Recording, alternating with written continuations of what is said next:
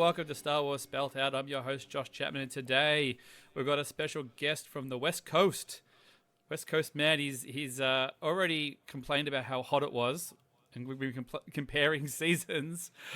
He's in the springtime, I'm in the summertime, but Mark Perez, how you going, mate? I am doing well. How are you? Yeah, I'm good.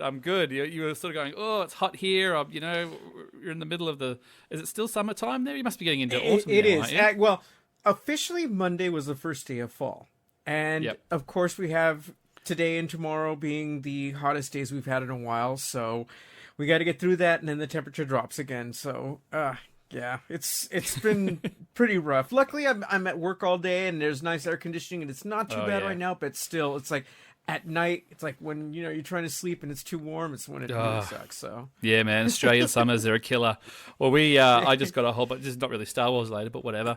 I just got a bunch of cooling installed in my house because I knew summer was coming. So we bought a house about a year and a half ago, and we got through last summer, and it was so hot. I'm like, I'm not doing that again. We're gonna pony up the cash. We're going to put the evaporative cooling in, and then we're getting the solar panels put on and everything. We're going to get just so I can thrash that cooling all summer with no repercussions. Nice. Very nice. But, well, thanks for coming on. We've been talking about doing it for a little while here, and it's always, news ebbs and flows, but we've had a little bit of news hit lately. I was just going to touch on, and we'll get to the episode 9 stuff soon, but all that stuff about George Lucas has just come out again. Like Bob Iger was talking about how George Lucas was a bit bummed about The Force Awakens and stuff, but I felt like this was stuff we already knew. Was this we did. knew this? Yeah, we did. This doesn't seem like new news, does it?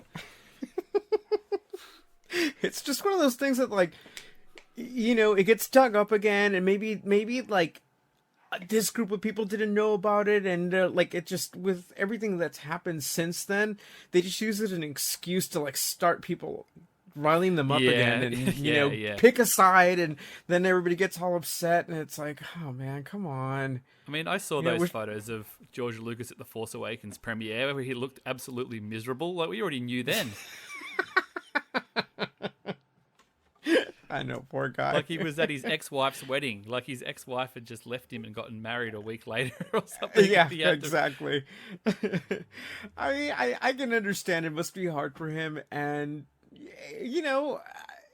like you said, it was like a divorce. I mean, the fact that he hit this big property of his, his baby, so to speak, he was giving it up, even though everything had happened with the prequels and how people were upset, and he was finally like, I'm giving this up, it's gone. But it wasn't so easy, obviously. And, I feel bad for him, but at the same time, it's like, well, I mean, it's like, what if you had passed on, it's like, it was going to be taken that way one way or another. Eventually it was going to get taken on by somebody else. So. Yeah, that's right. Like, if you'd sort of dug in until the day he died, and then it just could have, fell into the family, and I don't know. I mean, I don't know what happens with stuff like Star Trek. I don't really know Star Trek that well, but I know that the guy who created that died years ago, and it just sort of... Yeah. I don't even... Like, is it just owned by the TV station that made Star Trek? I'm trying to remember. I want to say his son was involved in it as well, too, but I think that he... From the way it looks, is that he ensured that it was carried on after him, Yeah. And for all intents and purposes, that too has had its ups and downs, and I've enjoyed it. It's been fun. I mean, and then you get some really good stuff out of it, and then it's taken forward, but again, it's like, it's not the end of the world. Like, not everything is going to be perfect, and no. You just got to go with it, The Lord of the Rings is quite an interesting one too, where it's sort of like, I think his son, J.R. Tolkien's son, was sort of the custodian for a long time, and he was very anti anything. And I think he hated the movies and stuff as well, because I think the movie rights got sold off in the 60s or something when they didn't cost anything. And then he was sort of very against them doing anything with it. And then I think he passed away quite recently, and then all of a sudden it went into the family trust, and they're like, that's why Amazon have got it, because they're like, all right, grandpa's dead, kids gotta go to school, we gotta pay for them. Yeah. So I mean, at least George gets to do it. I mean, it was on his terms. I mean, he did agree the terms. It wasn't like they kind of pushed him. It wasn't like he was hard up for cash and had to sell it to make ends meet or anything. But it would be a little bit hard to. But he seems to have come around. Like he's been on like the Solo set and the Mandalorian, and exactly. I mean, it's like a lot has happened since then. It's like, and I mean, it's gonna be okay. That's all we can say about it. Everything is gonna be okay in the end. Don't worry, everyone. Yeah. Everything will be fine. So, what are you personally most looking forward to with all this stuff coming out? Like after all the D23, have you got one sort of? This is my number one. That's tough because I mean, part of me wants to see obviously the end of the Skywalker saga. I mean, I've been with it for a long time, and I want to see what happens with. Well, especially what they do with Leia. I mean, it's complicated now with her being gone. And I want to see how they wrap her story up. Are you willing to compromise with Leia given the circumstances? Or are you sort of going, I don't want him to take corners? Like, you're sort of like allowing a little bit of like, oh, that's obviously her head on a different body, or I mean, you gotta. It's one of those things like you gotta go with it. I mean, it's Star Wars; they're pretty good at doing that, and but I don't think that they would do anything that would just really be disrespectful or just be like outright like, what the hell was that? I mean, we wouldn't have got this far. Is their goodbye. Yeah. It would have been a lot easier to, they could have very easily just said that she didn't make it to the next episode. If they weren't confident in the crawl. It was like, whoops. She didn't make it. Princess Leia has died. General Leia has passed on, and that would have been horrific. Yeah, but at least we would have known. It would have been worse if they'd said, "Oh no, she'll be in it," and then they just put in the crawl like, sorry guys, we couldn't quite pull that one off. Actually, she died. Yeah. So I would say, well, of course, the end of the Skywalker saga, I really want to see The Mandalorian. I mean, ever since I've seen the trailer at Celebration Chicago, I was just... And I went into it being like, whatever, dude. I just... Were you in the room? Yes, I was, yes. Oh, wait a minute. Arena? Or the spillovers? No. Spillover, sorry. Spillover. I was in the spillover for that one. It was the only arena time I got into the arena was for Phantom Menace. So, we should have been the other way around, but whatever. Anyway, not that I don't like Phantom Menace because it's cool, but anyway, no. As far as The Mandalorian, I mean, I went into it was just kind of my expectations were kind of low, just kind of leaving an open mind as to what I was going to see, and I was just blown away, and I was like, I really want to see this. Like, this looks really, really cool, So, yeah, I'd have to say it right now it's a tie between those two. And then, I mean, there's so much other stuff coming up that's like, I'm so happy that even though the movies are going to end here for a short bit, we got so many other things to keep us busy that it's not going to be like the dark times how they were before, where there was no content. I mean, there's stuff to keep us busy this time around, and that's going to be a lot of fun, and there's something for everybody. So, yeah, I mean, even the gaps between the saga films are shorter. I mean, when the prequels came out, I was in my early 20s, so I had already grown up on the originals, so I had the anticipation, but they were still 3-year gaps between movies with not much in between. You might get a video game or something that's out it, but even the saga films are still only 2 years, so the gaps are shorter. I mean, we've been we haven't really had to wait for much at all, have we? Really? They've been feeding that machine pretty comfortably without too much trouble. Yeah, it was funny when I think back to when I was a kid, and not so much for A New Hope because I was still very little. But by the time Empire came around, and then I really got into it, and then having that cliffhanger hit and waiting for Return of the Jedi come out just seemed like an eternity, just to finally get that final chapter. But you're right, it was a longer time period. But part of that, though, that I did love about that longer time period was that I was able to take the material in more and think about it more, and just my imagination just ran with everything. And and you were a kid, so you got to play with all your action figures and act scenes out, and so forth. Yeah. But it made me love it more. Yeah. Yeah. Did you feel like it was the end after Return of the Jedi when you were a kid? Did you think that was the end of Star Wars movies? Oh God, yes. It was depressing. I was like, that's it. I'm all no more. But it went on such a high that I didn't mind. I mean, and then once I was able to finally watch him on TV, it was great to, just finally get him on videotape, record him, and then watch him over and over again. Yeah, I did the same thing. Yeah. Until they finally released the movies. Yeah, I mean, it was really weird for that long time, even though you had, like, what was it? The Ewoks and Droids came out. I can't remember the timeline that they came out in, but, that I never really got into. I just, and the Ewok movies I never got into, even though I love Ewoks. For some reason, it just never really, I don't know, I never really warmed up to them.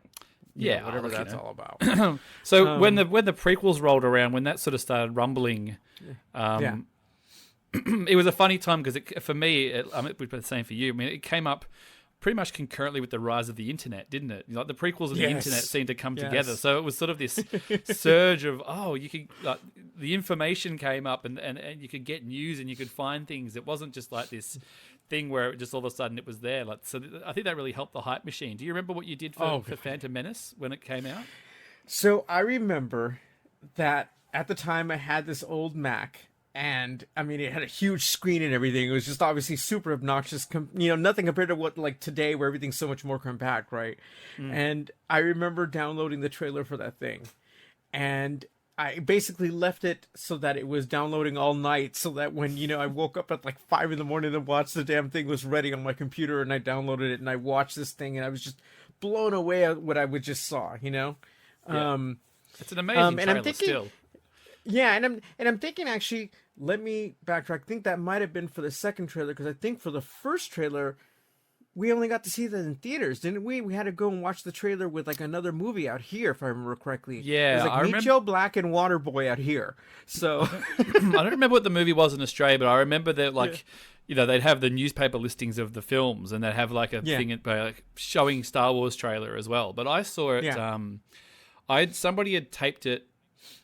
And was the very first shaky cam, but someone had obviously taken like a huge, one of those big VHS cameras into a cinema and uploaded it onto one of the Star Wars sites. And I tried to watch it on that, and I ran it for ages, and we had this really bad dial-up internet at home, and I didn't get. I think the first 10 seconds loaded, and that's just like a shot of the desert. And it's like, well, that doesn't show me anything. Yeah. But then Entertainment Tonight, which was on at like 1 a.m. in Australia, was showing it. And I remember I'd set the video player. I think I was going out somewhere, and I put the video in, and I just sort of pressed record on the video before I went out, and then came home and had to find it on the video. So I had it on video then. But I think that was about at least a day or two after it came out in theaters. But it was an amazing trailer. I mean, they showed it in the Phantom Menace panel. It was great to see it up on that big screen. Yes. Oh, definitely. It's funny because the marketing campaign for that, I absolutely loved it. I mean, I love those trailers. Those two trailers, especially the last one, of course. Mm-hmm. I remember I was going to film school at the time, and we put it up on this huge screen, and there were like probably about 10 of us who were just like in we were like a sound editing bay, and we watched it, and just the excitement in that room was just something else. I mean, it's like everybody was so excited to have Star Wars back, and I was so happy, But then, of course, we had the special editions before that, so it was already the hype machine had already started up before that. Yeah. The love had sort of come back up again, hadn't it? It was yeah.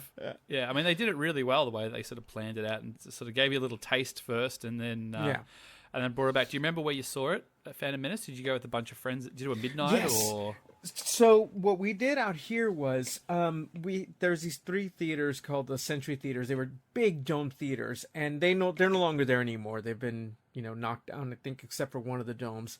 That's where we went to see all the Star Wars movies, all the big movies. I mean, people would line up in the parking lots. I mean, it looked like Geek Woodstock out there the night before because everybody was just camping out. They were playing the movies, and it was just. It was insane just waiting to get to see this film. And yeah, I remember the experience. I mean, the inside of like every time when the special editions came around and when Phantom Menace came around, like the fans were so crazy to see it. It looked like the Muppet Show inside. You know, things were flying everywhere. People were having lightsaber battles. It was just insane. It's two old guys up in the top of the corner going, "What's all this about? This is the stupidest thing I've ever seen." Exactly. Yes. Exactly. Yeah, it was so much fun. I mean, and luckily I got to see you know, all three of the prequel films there. And then sometime after that was when the dome theaters finally went away. So it just, that took a part of the experience of watching new Star Wars films away, was not seeing it in those theaters. Because for me, my whole childhood was seeing these huge movies in those theaters. And so when that went away, it was kind of weird for me, you know, getting used to a new theater to go see it in. But, you know. So Force Awakens wasn't in there then, obviously.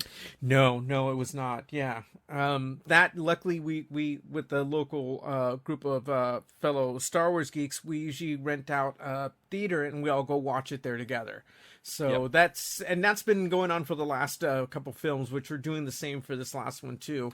But I don't know how many times we're going to do this after this, because it's gotten harder and harder to do so. So yeah, well, it's actually quite a good, you know, the end of the Skywalker saga. You know, it's a good sort of like, oh, you know, we've done it for the two or all these new films. Let's make sure we do it for this one, and then we'll worry about the future. We've got a couple of years to worry about. You put a good stamp on it and things, because it is harder. Because it is, you know, when they start coming out every year as well, it does make it a little bit less. You know, I always feel like that, you know, at the absolute most they do one a year, because it takes away the specialness. You know, like we went and saw Solo. Indeed. Yeah, with a little crew here in Melbourne, but it wasn't the same as the big. You know, it wasn't. You know, it was just too soon. It was just like, oh, we just had this, we just did it. I need to charge my excitement. Yes, no. I totally agree in that. I think that's one of the things that I miss the most. It's like you want the material, but I also want to have time to be able to take it in and think about it, and you know, get ready for the next film. Because if they come too soon and too close together, you just don't have time to digest it. Yeah, exactly. So coming up to 9, then, where do you sit on 9? Are you a spoiler guy? Do you speculate? Do you just sit back and just say, just give me whatever, give me whatever? I might take little things here and there, but going back to the prequels, I learned my lesson in that I was just looking for everything possible when those movies came out, and I completely ruined the movies for myself. Oh, really? So did you know pretty much everything going into the prequels? Yeah, it sucked. I mean, I'd seen like screen grabs and this and that, and luckily I stayed far away from Super Shadow then, because that was a mess. I was like, this guy is so full of shit. I wonder what happened to that guy. Do you reckon he just rebranded and he's just somebody else on YouTube or something? You know, it could have been that, but I thought I saw an update about what happened to that guy not that long ago, and I can't remember now what it was, but still, I mean, it's like, I remember that was like, I read a couple things, I was like, this is so ridiculous. I was like, he was like the original fake news, wasn't he? I guess, exactly. So, yeah, I mean, aside from that, yeah, no spoilers. Like I said, I pick up little things here and there, and we're getting to a point now where, like, what they're not official leaks, but the merchandise and all the stuff that's coming out, we're gonna get little bits and pieces now. So whether you like it or not, you gotta digest what's coming your way. So yeah, I mean, I'm always like, whatever they're happy to show me in the case of a trailer or a toy before it comes out, that's cool. You know, like even the Force Friday stuff that's come out now isn't showing anything that wasn't in a trailer, or, you know, we're not seeing any of those other things. It's just, you know, the figures that have come, it's like, you know, it's Kylo, it's Rey, it's, you know, it's all those, all the regular crew. It's not all the sort of whatever else they've got up their sleeve. I mean, I feel like they've got quite a lot that they're not showing us. Yeah, exactly. Like, I mean, now, you know, in whatever form that the Emperor is going to come out in, that they'll reveal later, and then we'll get the figures for that and whatever. You know, all that stuff will come. All that stuff's going to come after, I reckon. Which is kind of cool. I mean, because that to me is as much. That's part of the fun, is that I don't get to see everything now. Like, you get your basic set of toys, you know, for the main characters, and then all the stuff that people really want, you know, starts like coming out little by little afterwards, whether it be Christmas time or sometime next year or at the convention or whatever, you know. So do you get down on Triple Force Friday and get some stuff? I'm seeing a few pops in the background there in the video. Just a little bit. So have you got a, Yeah. do you just sort of get everything, or do you have a very specific, like, I get this, I'm a Kylo guy, or I'm a Rey guy, or I get a little of everything. I don't with the pop figures. I've kind of calmed down a little more because it was just getting out of hand. Like now, I'll collect like little like cool things, like little things here and there that are like, oh, that one's a different one. I'll get that. But it's not like before. But it's like I had to have one of all of those guys. But like the most of the stuff that I collect now will be like Black Series and Lego. Those are what I tend to stay with. So I don't like the what's the 3 1/4 inch ones. Which is weird because of course when I was a kid those were my favorites. Yeah, I'm the same actually. So I tend to like the Black Series figures more. So I'm eyeing that Mandalorian figure that's coming out because I got to get that. They're putting it in like 3 different boxes as well. It's like there's a black box and there's a white box and there's a brown. I'm like, oh come on, man! Like just. I mean, I don't really care. But if the thing is, I go, oh, I don't really care because it just sits on the shelf. But at the same time, it's like, oh, if one's really rare, I'd rather have the rare one if I can get it. Exactly. But, that's how they get you. So at Celebration, did you sort of do fair bit of shopping there? Were you in sort of Hog's Heaven there? Grabbing a few things. I think the last Celebration in Anaheim, I spent a lot more. But this time I kind of went with the agenda of getting a couple things here and there. And then I picked up stuff for other people too. Like, I didn't want the Phantom Menace figures that they were going to be selling there, but I got them for a friend who really wanted them. Oh, so did you get them in the ballot? Or did you just get in the line? I just got in the line. Like, I want to say, I did get the lottery thing. That's right. That was in the lottery. And so when I got it, it's like I decided, well, I'm not going to do it. And I told a couple friends, I was like, well, one of you guys wants it. Who wants it? And one said, no, I'm not going to do it anymore. The other was like, oh, give it to me. And so I got it for him. And like I picked up a couple of other little things for people. And then I tried to get the books and get in line for the books, but those were gone by the time I got up there. Yeah. That was crazy. I got the figures. I got the Phantom Menace figures. I didn't get the lottery, but there was sort of the Sunday towards the end of the day. Right. I think when they took stock, I'd just gone and spoken to somebody else out the front. I was recording something with somebody. Might have been Trev Beast who's been on. And then I just walked into the thing, and then near the Hasbro booth there was a line of people. I'm like, oh, what's this all about? And they said, this is the line for the. So I jumped in the line and managed to pick up the exclusives, which was quite lucky because that was sort of the window. But Australia's so bad for figures that I just got stuff that's just hard or expensive to get in Australia, and I brought a suitcase because I had all the hats and the merch I was giving out that I'd emptied out. That's right. So then I filled it with Black Series on the way out. So, your hat was just as much in demand as the episode 9 beanie, as far as I'm concerned, man. It was like that was Did you saw somebody wearing it, was like, oh look, there's a friend over there. Did you get one in the end? I'm trying to remember. No, I did not. I did not. Well, yeah, you're coming to Anaheim though, aren't you? Oh yes. Yeah. So I think that the demand seems to be that we'll do them again. Nice. There'll probably be a limited. I basically got to do at least 20 people will want one. I'll probably have to charge for them, but I'll just charge costs, so it'll be sort of $15-20. Yeah, I'm not going to make a profit on it. Perfect for that. And then between 20 and 50 I'll take, because I can't take any more than 50 in a suitcase. But if I get at least 20 people who want them, that's the minimum order, and I'll do it. I mean, I know it's going to be hot in Anaheim, but people are like, just do it. I want one anyway, So we'll it'll happen. So I'll make. Yeah, they'll have it in time for Christmas. It'll be fine. Oh yeah, yeah. I wouldn't wear it on a day like today, given how hot it is. But a few have come. A few Melbourne friends, because we've been getting through the winter here. I've caught up with them in the wintertime, and they've got their hats on and stuff because it's nice and cold. So yeah, it's all good. Now, collecting wise, will you do Midnight Force Friday, or you just sort of rock up the following days? Do you sort of get down for that?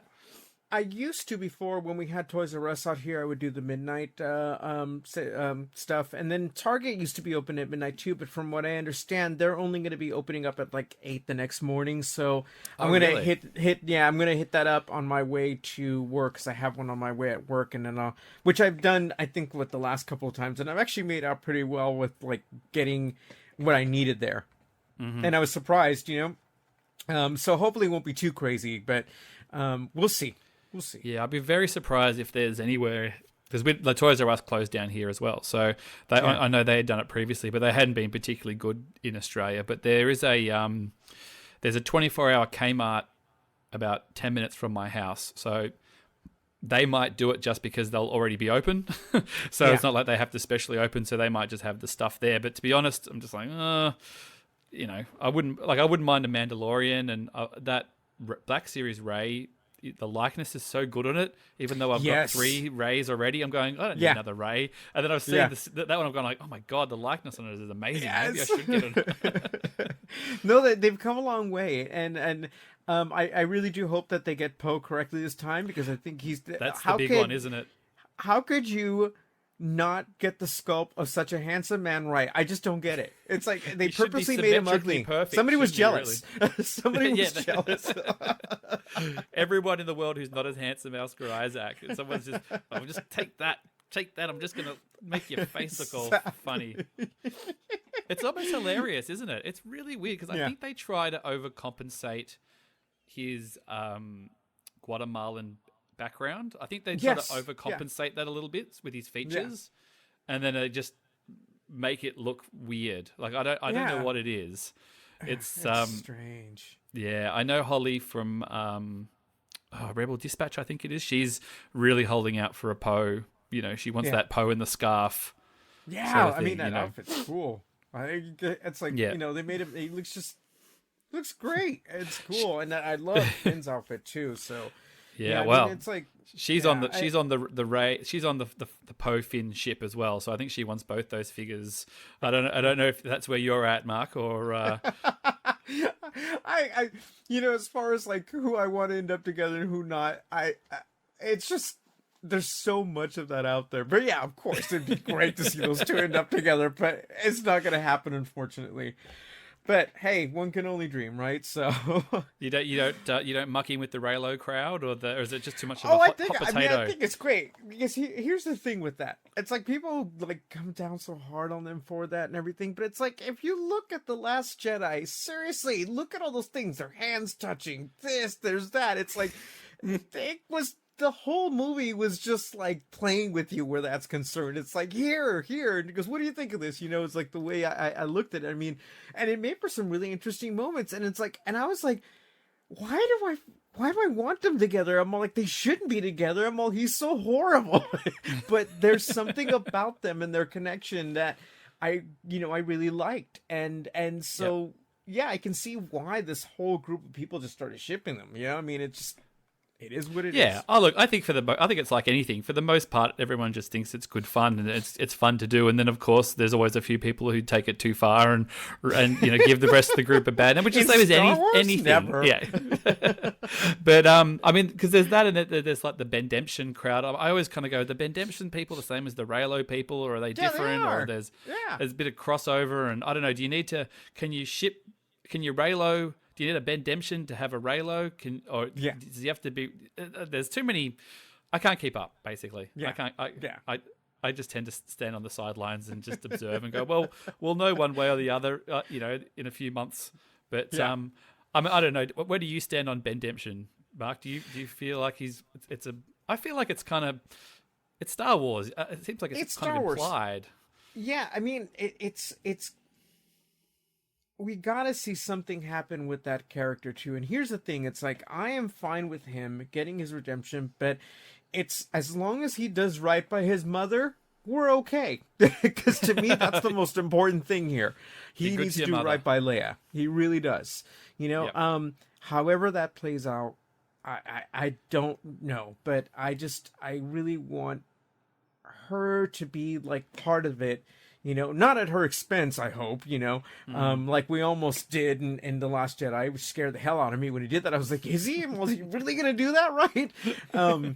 But, I mean, she's even in The Force Awakens, she was saying that they're still, lighting him and good in him, and that, she sent Han to save him, and that didn't quite work, obviously. But, I mean, I don't know. I just think as long as it's done in an interesting manner and it's not a cop-out and it's something that involves like his whole family legacy and it all just kind of comes to a head, I'm all like, okay, that's cool. That's what I'm hoping to get to see. I mean, it doesn't have to work out that way. Like I said, I'm not going to be super disappointed, but I don't want to see just a lame ending to his story. you know. And the same goes for Rey too, because I mean we follow these characters, and same with Finn. Poe, I'm a little bit kind of more lenient on what happens to him, because I think we're gonna see him do whatever he needs to, what he's leading to as far as a leader. But like Finn, Rey, and Kylo, I really want to see them get their due, and we'll see how that plays out.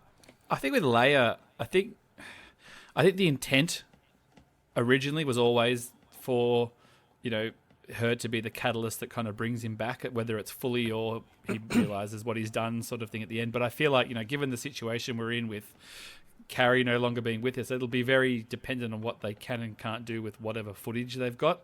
You know what I mean? Like, I feel like if they can do that, and even if it's implied or it's, you know, if it's a part of it and she's involved in a way with using with what footage they have, then cool. But at the same time, it might have to be compromised where somebody like Rey is involved, just because they simply don't have the means to get Carrie Fisher to do the things that they need to do. You know, even if Rey has to be like, "Hey, think about your mother," rather than his mother. This from your mom. This from your mom. A quick backhand to this. Grabbed him by the ear, and he's like, you know, Adam Driver's got some big ears. You'd be able to, you know, hold him and give him a bit of a. It's like, stop listening to wrinkly old men and listen to your mom, okay? Yeah. He's a funny one, Kylo, because I mean, the sort of the Bendemption arguments, they're going to go, oh well, what's he really done? You know, he hasn't really done anything that bad, and blah blah blah. I always say that argument. I'm like, well, he has been in charge of the First Order from the last movie to this. So if you're in charge of the worst blokes in the galaxy, seemingly, if we're implying that he still is in charge, I suppose, but you think you're in pretty deep. But look, I'm happy to be led on these things. We'll see. We'll know soon. Some people, they'll just be not satisfying some people anyway. But ultimately, when it is what it is, there's nothing you can do about it. Yeah. No, definitely. I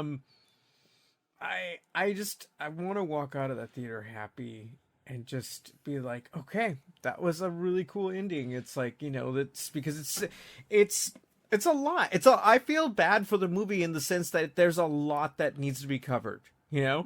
It's like, and I'm hoping that they're able to accomplish it, you know? Because you don't want everyone to be unhappy, and that's what scares me. It's like, what if we all end up unhappy? Would you would you want a 3-hour movie if it required it to wrap everything up? Do you feel like that's a lot of shoe? Like, I'll sit there for 3 hours. I don't mind. Yeah. I mean, it's like it's a big goodbye. I'm fine with that. So. The long goodbye, the very long goodbye. Yeah. And then we just roll into these TV shows, don't we? So we'll have Mandalorian. We'll have I'm assuming Disney Plus. You'll be a day one Disney Plus man. Yes, I already signed up for that. Oh, you already signed up? Have you put in the 3 years, have you? You've already thrown your money down? I never do that. And then I saw the pricing and I was like, you know, I'd be a fool to pass up on this. So I was like, I just bit the bullet. And I was like, man, I don't have to worry about it. So yeah.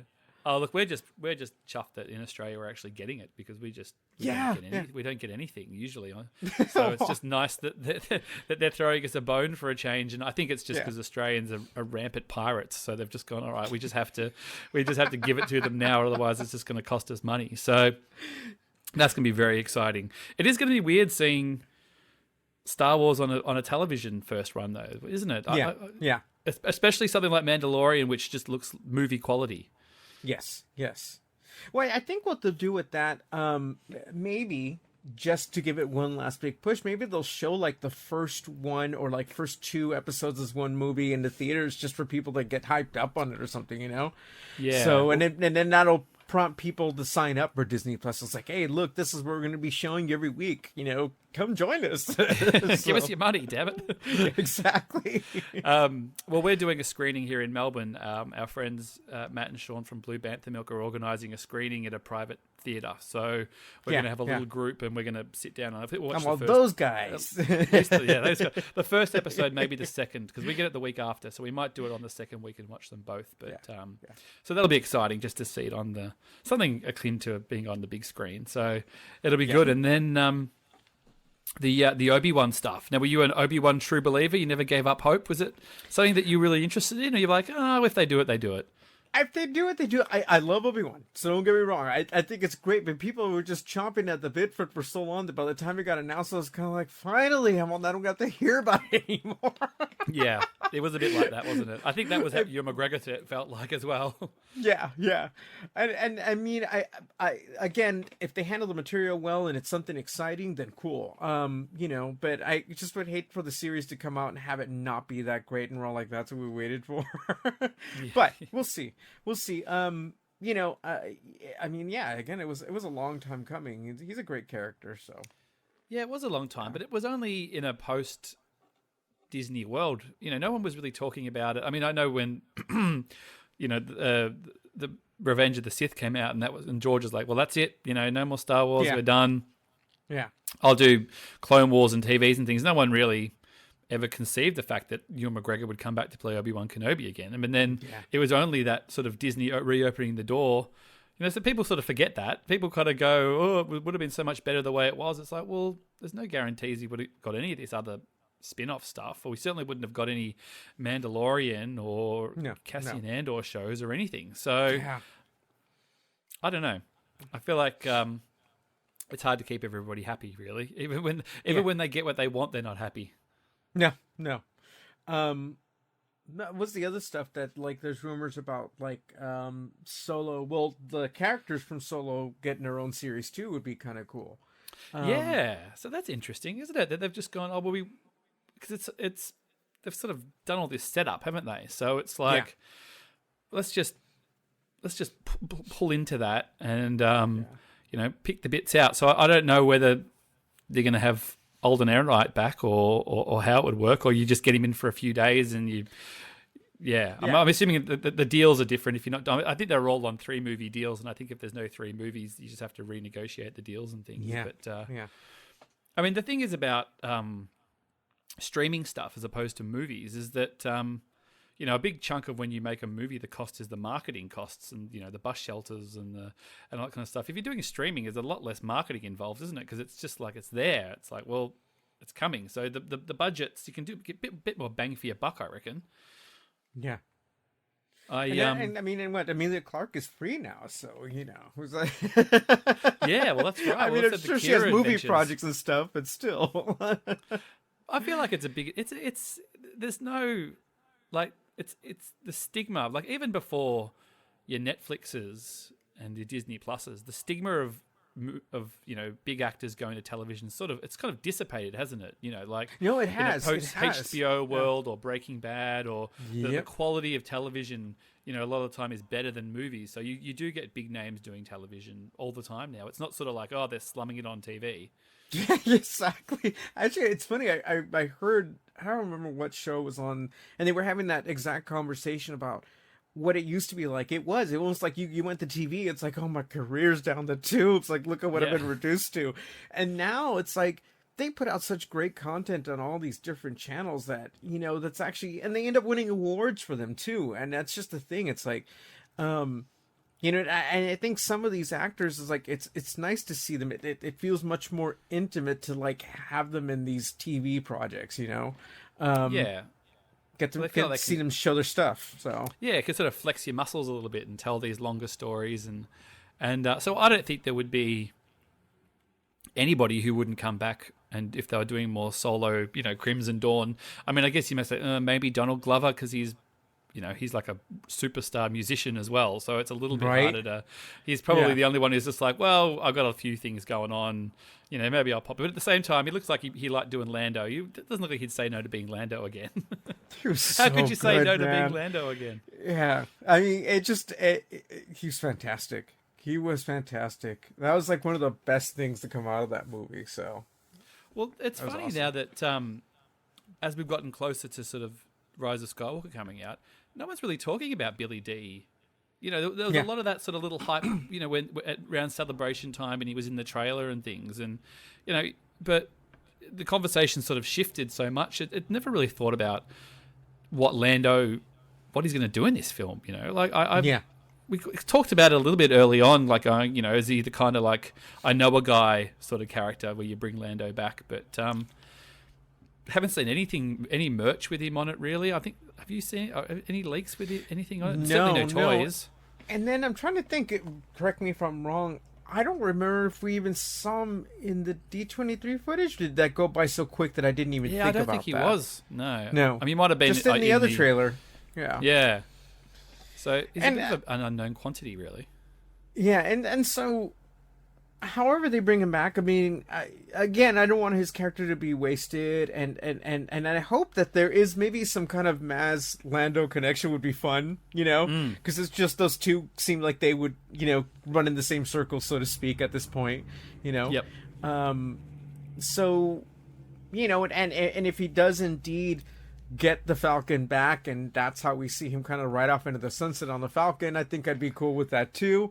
But I kind of like seeing Rey in the Falcon now. So, well, who does it? It's kind of a shady sort of who does it belong to? Kind of, who like.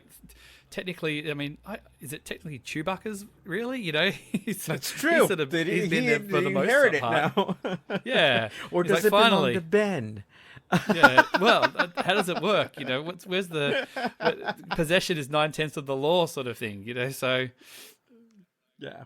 I don't know. It's just good that it's there. Really, I think the Falcon will be there as long as we have Star Wars movies. I think it'll just be a conduit that sort of runs through where we end up. I mean, we don't really know where these other ones are where they're going to be set or what's going to be happening, but it's nice that Rian Johnson comes out every few months and just says, yes, nothing has changed. I'm still making Star Wars. Yeah. Despite what anybody else might think. Yeah. Nothing had changed since the last time you asked me, but look, we'll just have to wait and see on that. Now, do you take the same group of friends to Episode 9 as you will Last Jedi and Force Awakens? Have you got sort of a core group? Yes. So, like I was telling you, we have a local group called the South Bay Star Wars Fan Club, and so we always gather like a gang or something. You guys like a gang, you're like sound like you're like a Tough Boys gang or something, like the Jets or the Sharks, the South Boys Star Wars exactly group. Yeah. We actually dance as we walk into the theater to watch you're doing movie, a bit of like going to see Star Wars. Dun, dun. Yeah. Exactly. So they're a good group of local guys, and so I met up with them before The Force Awakens, and so we've managed to secure a screening every single time, I mean, for Solo and Rogue One and everything too. So it definitely has been great to have a group of people to go see it with, Yeah. Yep. I don't know if we're going to continue doing that after this, but at some point it would be great to go catch the movie with like the other groups of people, whether they be in LA or whoever, just to fly out to be there with the other films with other groups of people would be cool too. How often do you usually see a Star Wars film in the cinema? Do you have a set number, or does it just depend on circumstances? And last couple times, it's been like 2-3 times that I've seen each one. At the least window's so short now, like up to 4. Like we get them so quickly. They're on DVD 6 months later. The wait is so short that it doesn't really. I remember Phantom Menace. I think I saw about 9 times, but it was just in the cinema for months. Yeah, exactly. I was like, I'll just go see it. And I was at university at the time. I had nothing but free time on my hands, so I should have been studying, but whatever. That is true. I remember back then I did see them a lot more, especially when Attack of the Clones came out, because I saw that about 2-3 times, and then the IMAX version came out, and I went to see that, and so I may have seen that a couple times on the IMAX screen, if I remember correctly. And that was fun. I think I only saw Revenge of the Sith in the cinema once, because same here. I think once or twice, something like that. I saw it at midnight in London when I was living in London, and then one of my flatmates in London got a copy of it from a guy out the front of a train station, like about 3 days after it came out. Like, it was also selling really, death sticks.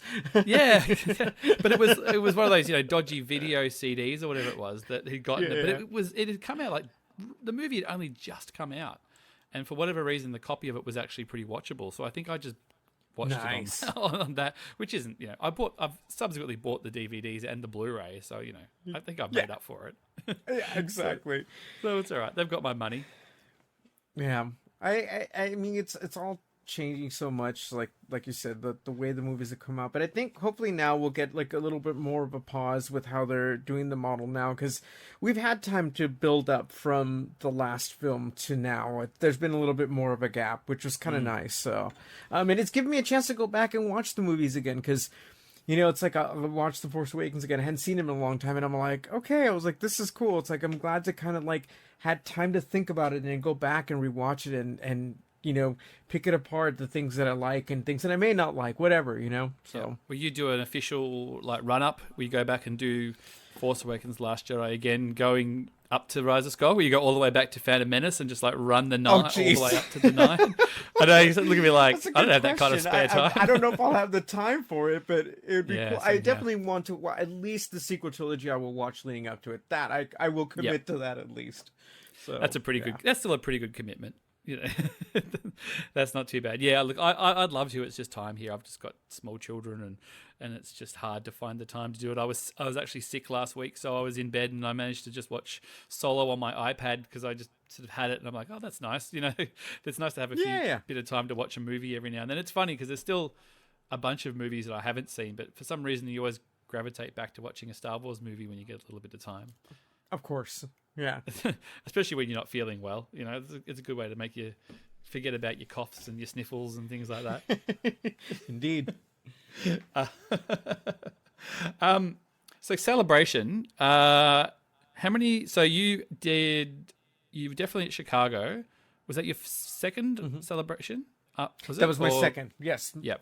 First one was Anaheim, and then second one was Chicago, and then my third will be Anaheim again. So was Anaheim before Chicago? No, it was Orlando. Was Orlando before that? I'm just trying to remember. Or London. It was before that, yeah, because Anaheim was back in, was it 2015, if I remember correctly? So was that the Force Awakens one, was it? Yes. It was like right before Force Awakens came out. So, because it would have been that April. Yeah. Because then, of course, we got the trailer for The Force Awakens, and everyone went completely crazy, of course. Were you in the room for that one?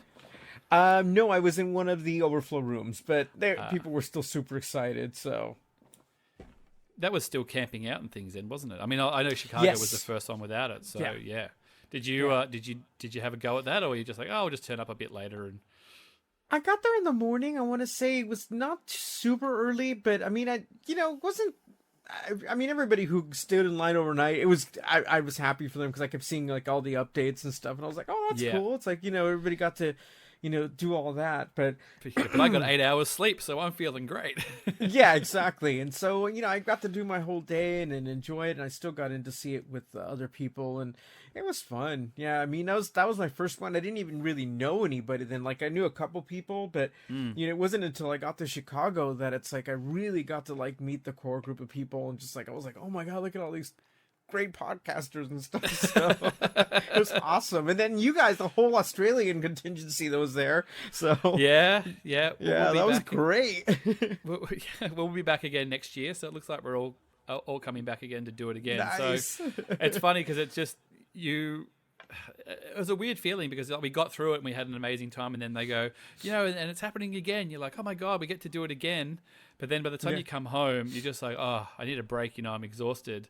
But now, even now, sort of 6 months later, it's like, oh, I just can't wait. Like, I'm ready. Like, give it to me now. But even though we've got, I don't think we can. I think it's still too late to book flights. I think we can't even book flights or anything yet. We've got the accommodation sorted out, which is good. We got the passes, and we all get to get up at 2 a.m. to get passes because it was. Jeez, yeah. I mean, thank goodness we did. Like, I nearly didn't bother because for Chicago, I just got on when I got to work that morning, and just logged on, no worries. Fine. Got a part. I was fine, and I was this close to going because we had another baby at the end of last year, so we went up and down the night going, I don't want to wake up when I don't have to. Just when I can do it later, I might better get a few hours sleep. But I'm glad I did because it was just everybody was a free for all.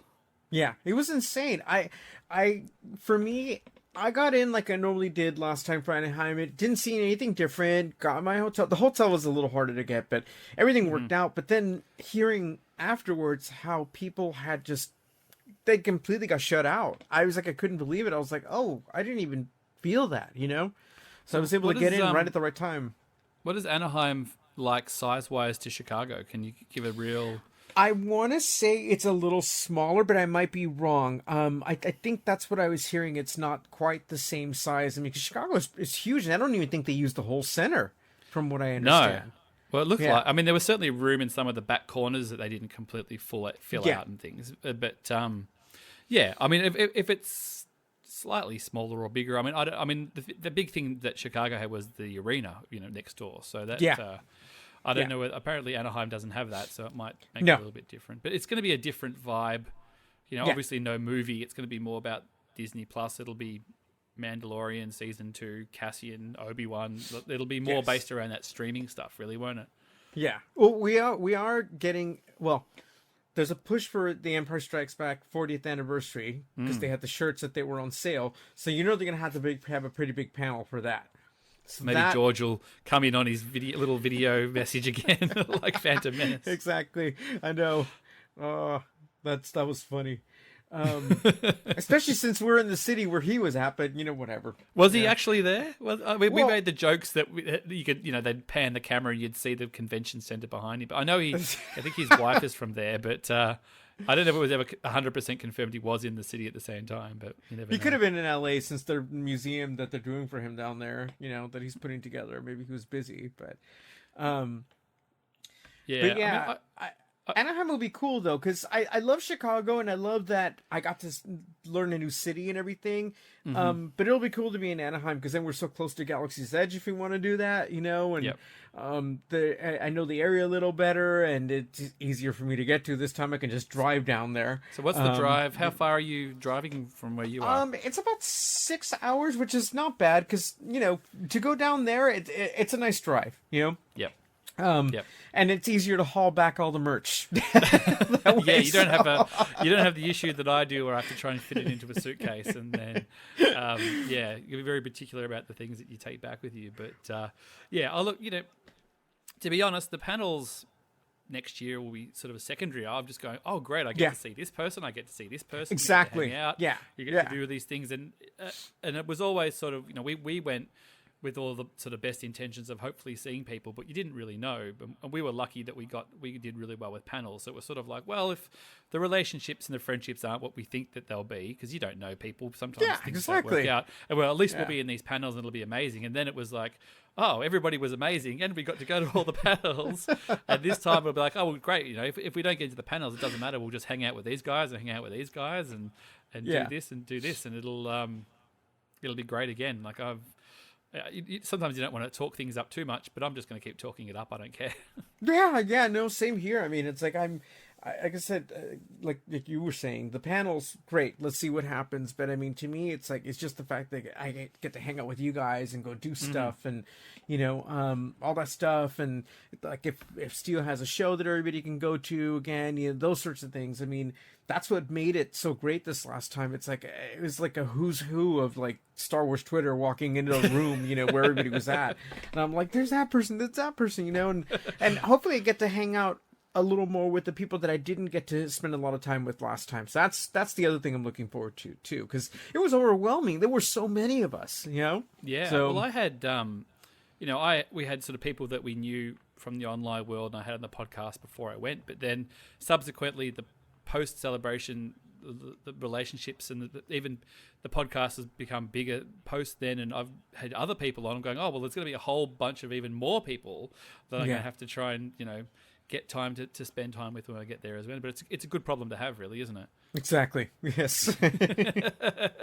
Well, first we're going to get through this damn episode 9 first. It's going to be, it's going to be living in a post Skywalker saga universe when we get to Anaheim next year. It'll be, I assume by then we'll be given all the answers, all the arguments will be settled. Everybody will just be totally cool. There'll be nothing left to argue about.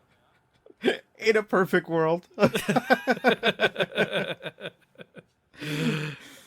They'll find something, I'm sure. Yeah. Oh, look, I'm sure they will, but that's okay. If was it the only thing that's worse than being talked about is not being talked about? So yes. There'll be plenty of stuff to go on from there. But look, Mark, thank you so much for taking the time out to do this. I know you kind of hightailed it from work to get onto the mic here, and you braved a few technical issues as well to make sure that you could get on the microphone. It's been an absolute pleasure having you on. It's been a bit of time in the making, but we got there. Yes, yes, we did. But we'll definitely get you on again. We'll get you on after Rise of Skywalker, and we'll get your thoughts. You can tell us what you thought, and whether things worked out the way you were hoping, or whether you're going to have to rethink a few things. But exactly. If people were to find you on the internet, where do they find you? Twitter is the best place to find me at. If you want to look up my name, it's at I am El Diablito. It's IAMDIABLITO. So yeah. I'm glad you had to pronounce that and not me. Yeah. Also, look up the name Mark of the Covenant, which was the name that Jared gave me and just stuck a while ago. So very nice. Just don't look directly at it when it's open. That's the only. Yeah. Awesome. All right. You can find all our stuff at StarWarsSpelledOut.com. We've got t-shirts on TeePublic. Thanks to everybody who's been buying them. Thanks to everybody who's been reviewing the podcast. And and basically sticking with us. Everybody's been really giving us some really great feedback, and I'm sure this will be another one again. Thanks so much, Mark. Oh, no, thank you for having me on. Anytime, and we'll see you soon.